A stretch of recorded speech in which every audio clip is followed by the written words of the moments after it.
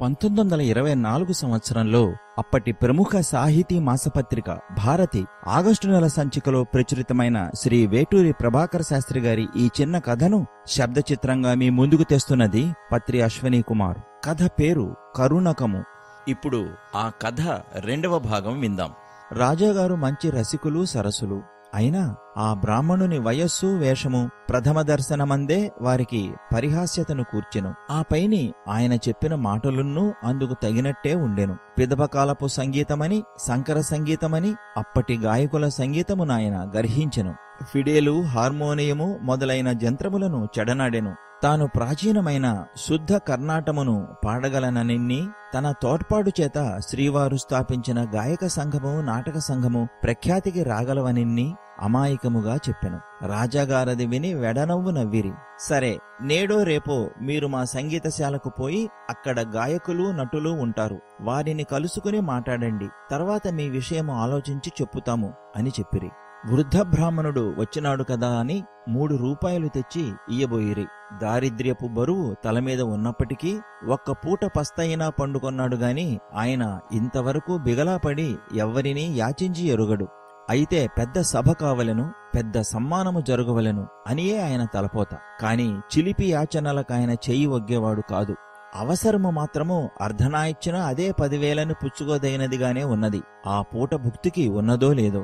సంగీతశాలలో వారిని కలుసుకుంటాను గదా, తమరు వారితో సంప్రదించి సంగీత పండిత స్థానము దయచేయిస్తామన్నారు కదా, ఇంతలో ఇది ఎందుకులేండి, నేనిందుకోసం వచ్చినవాణ్ణి గాను అని విన్నవించి లేచి వచ్చాడు. నాడే రాజాగారు సంగీతశాలకు వచ్చి ఈ కథను నవ్వుతూ చెప్పి అక్కడి వారిని నవ్వించిరి. మర్నాడు రామయ్య గారు ఆ వేషముతోనే సంగీతశాలకు వెళ్ళిరి. అక్కడి వారు తనకు హద్దుమీరి చేసిన ఆదరము నిశ్చయముగా తన గౌరవము గుర్తించి చేసినదిగానే ఆయన తలచుకున్నాడు. అయ్యా, మీకు మైసూరు మహారాజు గారిచ్చేటప్పుడే ఉన్నయ్యా దుస్తులకి చిమటపోట్లని, వారు కుట్టించేటప్పుడు మీ శరీరము కొలత తీసుకోలేదు కాబోలు అని, పెద్దలైనారు గనక శరీరము కృషించినదిరా అని, అయితే అప్పటి పాటకు కూడా కృషింపే ఉంటుందేమో అని, కొంచెము పాడించి చూస్తే తెలుస్తుందని తలకొక మాట చొప్పున పలుగురు పగలబడి మాట్లాడిరి. ఒకరు, చిత్తము మైసూరు విద్వాంసులు ఒక కీర్తన పాడండి బాబు అంటూ హార్మోనియము శృతి సాగించెను. ఇస్సి నేను పాడను, మంచి తంబూరా శృతి ఉండవలెను గాని పాడుమ్రోత హార్మోనియము శృతి పనికిరాదని ఆయన గర్హించెను. వారందరూ ఆయనచే పాడించి తాళం పట్టించదలుచుకున్నారు గాని తంబూరా లేకపోవడము చేత అది సాగలేదు. తాతగారు మరొకనాడు దయచేయండి, తంబూరా తెప్పించి పెట్టుతాము అనిరి. మోటు శృతి హార్మనీ సన్నవడి గాత్రపాటకు పనికిరాదు నాయన్లారా, ఆ శృతి మానివేయండి. మీకు దివ్యమైన కర్ణాటగానము నేర్పుతాను. మీరు కుర్రవాళ్లు, కాగలవాళ్లు, నేను పెద్దవాణ్ణైనాను. నా విద్య మీ దగ్గర నాటిపోవలెనని ఆశ ఉన్నది. శ్రీ రాజాగారితో మనవి చేస్తే మీతో ఆలోచించి సెలవిస్తామన్నారు. నా వల్ల మీకు ప్రఖ్యాతి వస్తుంది, అనుకూలంగా చెప్పండి. నా సంగతి, నా పాట ఒకసారి వింటే మీకే తెలుస్తుంది అని చెప్పి రామయ్య గారు మరొకనాడు తంబూరా శృతి మీద పాడుటకు నిశ్చయించుకుని ఇంటికి వెళ్ళిరి. తరువాత 2-3 నాళ్లు రాజాగారి దగ్గరకు సంగీతశాలకు తిరిగినారు. కాని రామలక్ష్మణులు శూర్పణఖను త్రిప్పినట్లు అక్కడి నుండి ఇక్కడికి, ఇక్కడి నుండి అక్కడికి త్రిపుటే గాని పాట వినే ఏర్పాటు వారు చేయలేదు. బెజవాడ తూర్పు వైపున బందరు రైలు దారి పక్కన పెద్ద పువ్వుల తోటలో ఒకనాడు సాయంకాలము 4 గంటల వేళ 10-12 ప్రాయము గల బాలికలిద్దరూ పూలు కోస్తూ చెళ్ళు కట్టుకుంటూ ఉండిరి. ఆ తోటలో పెద్ద సంపెంగ పొద జీబుగా అల్లుకొని ఉన్నది. సన్నని త్రోవ ఒక్కటే దాని దగ్గరకు ఇరుకుగా ఉన్నది. దూరానికి కూడా గమగమలాడుతూ వెలగపళ్ల వాసన పోలిక గలిగి ఆ సంపెంగ పువ్వుల సుగంధము ముసురుకొని ఉన్నది. ఆ చెట్టునే కొందరు మనోరంజితమని, సకల ఫల సంపెంగ అని, పొద సంపెంగ అని పేర్కొంటారు. ఏ పండు తలపుకు వస్తోందో ఆ పండు వాసన ఆ పువ్వుకు ఉంటుందంటారు. కవులు నాసికోపమానముగా వర్ణించే చంపక పుష్పము అది కాదు. ఆ పువ్వు చెట్టు పెద్ద వృక్షముగా పెరుగును. విశాఖపట్టణము జిల్లాలో అది హెచ్చుగా ఉన్నది. వాల్తేరు స్టేషన్లో దాని పువ్వులు ఆనటి పొత్తులలో పెట్టి కట్టి అమ్ముతారు. ఈ పరిశీలన మీకు విడుస్తాను. ఆ కన్యలిద్దరూ పుష్పలోభము చేత ఆ పొద దగ్గరకు వెళ్ళిరి. ఒక పువ్వు రెమ్మ కదల్చినారో లేదో 2 త్రాచుపాములు పొద కింద నుంచి ఆ కన్యల కిరుప్రక్కలా ఎదుర్కొని పడగలెత్తి బుసకొట్టసాగెను. వాటిని చూసి ఆ కన్యలు గగ్గోలు పడి అరిచిరి. సంగీత సాధనకు రామయ్య గారప్పుడా ప్రక్కనే వచ్చి ఉండిరి. అరపు విని ఆయన చేరబోయి భయపడవద్దని వారికి చెప్పుతూ అట్టే కూర్చుండి పున్నాగరాగము ఆలాపన చేయనారంభించెను.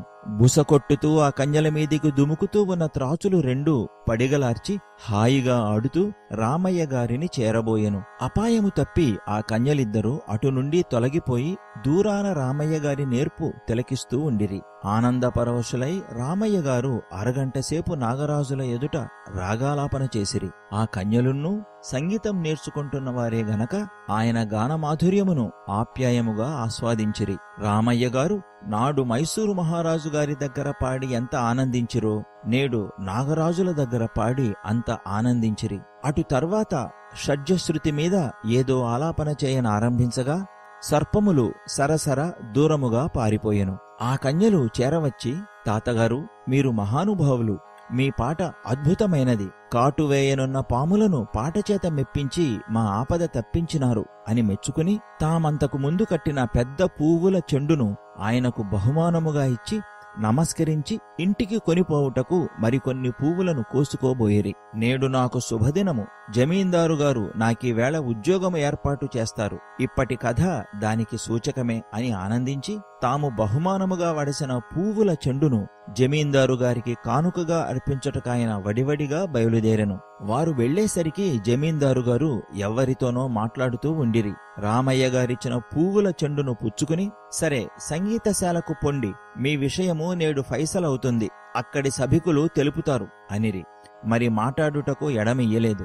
మరొక పెద్ద మనిషితో మాట్లాడుతున్నారు గనక అవకాశము లేదు అధికము ప్రస్తాపించటానికి అనుకుని రామయ్య గారు బయటికి వచ్చిరి. లేకుంటే తోటలో జరిగిన నాటి కథను చెప్పి ఉండేవారు. జమీందారు గారన్న మాటను బట్టి తనకు జీతము వగైరాల విషయము సంగీతశాలకు వెళ్లి తెలుసుకోమన్నారని అనుకుని కాలాచకుండా ఆదరా బీదరా ఆయన అక్కడికి వెళ్ళెను. సభికులను సందర్శించెను. అక్కడి వారానాడు వ్యంగ్యపు వేళాకోళమును విడిచి బాహాటపు పరిహాసములే ఆరంభించిరి. వెర్రి బ్రాహ్మడా, నీవు వచ్చి మాకిక్కడ గురుత్వము నేర్పుతావుగా తాతవు, నీ పాట ఎవరికి కావలను? నీకు హార్మోనియము పనికిరాదు గదా. ఎవళ్ల ఇళ్లలోనైనా అటకల మీద పాత తంబురాలు వ్రేళ్లాడగట్టి ఉంటవి, అలాగంటిదేదో ఒకటిన్ని, దానితో పాటు పెద్దది అక్షయపాత్ర ఒకటిన్ను సంపాదించుకొంటివా? భేషైన ఉద్యోగమవుతుంది నీది. నీకిక్కడ ఉద్యోగమేపాటికి గనుక చక్కగా మేము చెప్పినది సాగించుకో పో, పాపము చాలాసార్లు తిరిగినావు అని అందులో ఒక మొనగాడనెను. అందరూ అట్టే అవహేళనము చేసిరి. రామయ్య గారు అల్లుడు అంతరించినప్పటికంటే 1000 రెట్లు హెచ్చుగా విరిగిపోయినారు. నోరు తడబడెను, కాళ్ళు గడగడలాడెను, కన్నుల నీరు క్రమ్మెను. అడుగు ఆనలేదు. మొగాన ముసుగు వేసుకుని కాళ్ళీడ్చుకుంటూ ఇంటికి కదలినారు. తోట నుండి జమీందారు గారింటికి, అక్కడి నుండి సంగీతశాలకు సరసర నడిచి వచ్చిన రామయ్య గారిప్పుడు ఇల్లు చేరుకునేది ఎలాగో దైవమా అని తల్లడిల్లుతూ తప్పటడుగులు వేస్తూ నడుస్తున్నారు. ఇంతకు ముందు పూలతోటలో త్రాచుబాముల బారి నుండి రామయ్య గారు సంగీతము పాడి రక్షించిన కన్యలు మన జమీందారు గారి కుమార్తెలే. ఆ తోటలో వారు మరికొన్ని పూలు కోసుకుని చెళ్ళు కట్టుకుని ఇంటికి వెళ్ళిరి. తోటలో జరిగిన ఆపద కథను వారు తండ్రిగారితో చెప్పిరి. జమీందారు గారు ఆశ్చర్యము చెంది, అట్టి గట్టి విద్వాంసుడు ఉంటే మన సంగీత సభలో ఉద్యోగమిత్తును గదా అని ఉప్పొంగిరి. ఆయనను విచారించి తప్పక సత్కరించవలసినదని ఆ కన్యలు తండ్రిగారిని వేడుకొనిరి. మరిన్ని ఆయన పున్నాగరాగపు పోకడలు అద్భుతముగా ఉన్నవని, తాము సంగీతము నేర్చుకుంటున్నవారే గనక వివరించి చెప్పిరి. జమీందారు గారు వారిని గూర్చి విచారించి సత్కరిస్తానని చెప్పి ఆపద తప్పి వచ్చిన కుమార్తెలను ఆదరముతో ఒడిలోనికి చేరదీసుకొనిరి. చేరబోయి ఆ బాలికలు టేబులు మీద పెట్టి ఉన్న పూల చెండును చూసి ఇది ఎట్లు వచ్చినదని అబ్బురముతో అడిగిరి. ఒక వెర్రి బ్రాహ్మడు తాను పెద్ద సంగీత విద్వాంసుడనని, తనకు ఉద్యోగమిప్పించవలసినదని వారము రోజుల నుండి వచ్చి చెప్పుకుంటున్నాడు. నేడి పూల చెండును కొనుక్కు వచ్చినాడు కాబోలును, కానుక తెచ్చినాడు. సంగీతశాలకు పొమ్మన్నాను. అక్కడ సాంఘికులతో ఆశ పెట్టుకోవద్దని చెప్పవలసినదని చెప్పినాను. చాదస్తపు బ్రాహ్మడు అని జమీందారు గారనేది. నాన్నగారు, ఈ చెండు మీకు తెచ్చినవారే మమ్మీ వేళ సంరక్షించినవారు. ఈ చెండు మేమే ఇచ్చినాము. ఆకారం అట్లా ఉన్నది గాని ఆయన అఖండ విద్వాంసుడు అని ఆ కన్యలు సర్వము సవిస్తరముగా తెలిపిరి. జమీందారు గారు నాలుక కొరుక్కున్నారు. అయ్యో, వేషము చూసి వేళాకోళము చేసినాము గాని పాట తీరు ఒక తూరి అయినా పరికింపకపోతిమే అనుకున్నారు. కుమార్తెలు తొందరపరచగా కోచిబండి మీద సంగీతశాలకు వెళ్లి 200 రూపాయలిప్పుడు బస ఖర్చు కింద వారికి ఇచ్చి రేపటెల్లుంటా పాట కచ్చేరీ పెట్టిస్తున్నామనిన్ని, నెలకు 50 రూపాయలకు తక్కువ కాని జీతము వెంటనే ఏర్పాటు చేస్తున్నామనిన్ని చెప్పి రావలసినదని కుమార్తెలతో ననిరి. 100 రూపాయల నోట్లు 2 వారి చేతికిచ్చిరి. వెంటనే కోచి కట్టించి ఆ కన్యలు సంగీతశాలకు వచ్చినారు. కాని అప్పటికే జరగవలసిన మర్యాదలు జరగడము, కాళ్ళు ఇడ్చుకుంటూ ఆయన అక్కడ నుండి కదలి వెళ్లడము అయ్యను. సంగీత సభకులకు ఆ కన్యలు యావద్ వృత్తాంతము చెప్పిరి. ఎల్లరూ తెల్లమొగాలు పెట్టిరి. రామయ్య గారి బస ఎరిగిన వాడందులో ఒకడు మనసు నీరై ఆ కన్యలతో కోచిబండి మీద బయలుదేరెను. వడివడిగా వచ్చి గడివేసి ఉన్న రామయ్య గారి బస తలుపును వారు తట్టిరి. గుండెదడ, దప్పి, కడుపులో మంట, నాలుక పొడారిపోవడము, కళ్ళు చీకట్లు కమ్మడము మొదలైన వికారములతో అతి కష్టపడుతూ అప్పటికి 4-3 నిమిషముల క్రిందనే ఆయన ఇల్లు చేరెను. అమ్మా, నాలుక ఈడ్చుకొని పోతున్నది, సత్తుగిన్నెడు తేట మజ్జిగ దాహానికిస్తావా అని గోడకు చేరగిలబడి కూర్చుండి కుమార్తెను పిలిచి రామయ్య గారడిగిరి. ఆమె ఆయన అలసటను చూసి తొందరతో తేట మజ్జిగ తేబోయెను.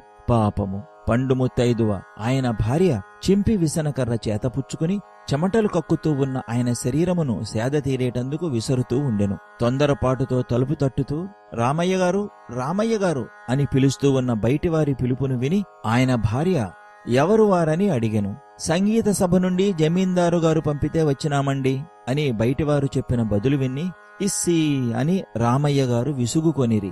అంతలో లోనుండి తేట మజ్జిగ తెచ్చి తండ్రి దగ్గర పెట్టి బయట ఎవరో పిలుస్తున్నట్లు విని కుమార్తె తలుపు తెరిచి వెలుపల ఉన్నవారిని పలుకరించెను.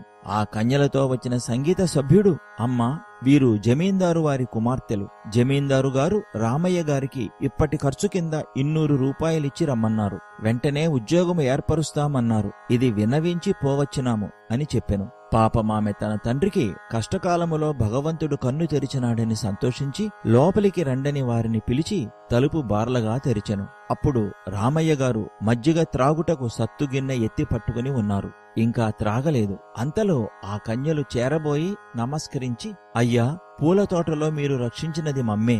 మేము జమీందారు గారి కుమార్తెలము. ఆ కథంతా విని వారు నొచ్చుకున్నారు. మీకు ఇప్పటి ఖర్చు కింద 200 రూపాయలు ఇచ్చి రమ్మన్నారు. పాట కచ్చేరీ పెట్టించి వెంటనే ఉద్యోగం ఏర్పాటు చేస్తామన్నారు అంటూ ఆ నోట్లు తాము తర్వాత కట్టుకు తెచ్చుకున్న పూలచెండు రామయ్య గారి ఒడియందుంచిరి. రామయ్య గారది తీరా విన్నారో లేదో గాని ఆ ఆ అని నోరు తెరచి అట్టే తెరజూసి కన్నులు తెలవేసిరి. సత్తుగిన్నె చేతి నుండి జారి నేలబడెను. గోడకు చేరగిలబడి ఉన్న శరీరము నేలకు బోరగిలబడెను. తల్లి కూతుళ్ళు తొందరపడి మళ్లీ మజ్జిగ తెచ్చి తెరచుకొని ఉన్న నోటిలో పోసి చూసినారు కాని గుటక పడలేదు. ఒళ్ళు పట్టి చూసి సంగీత సభ్యుడు కళ్ళనీళ్లు విడిచెను. అయినదమ్మా, రామయ్య గారి కథ అయినదనెను. అంతలో ఆవురు మనుచున్న రాజకన్యల నాదుకొని అతడు బయటికి తెచ్చెను. ఆ 200 రూపాయలు రామయ్య గారికి అపరకర్మమునకై ఉండును. కరుణకము 2వ ఆఖరి భాగం ఇంతటితో సమాప్తం.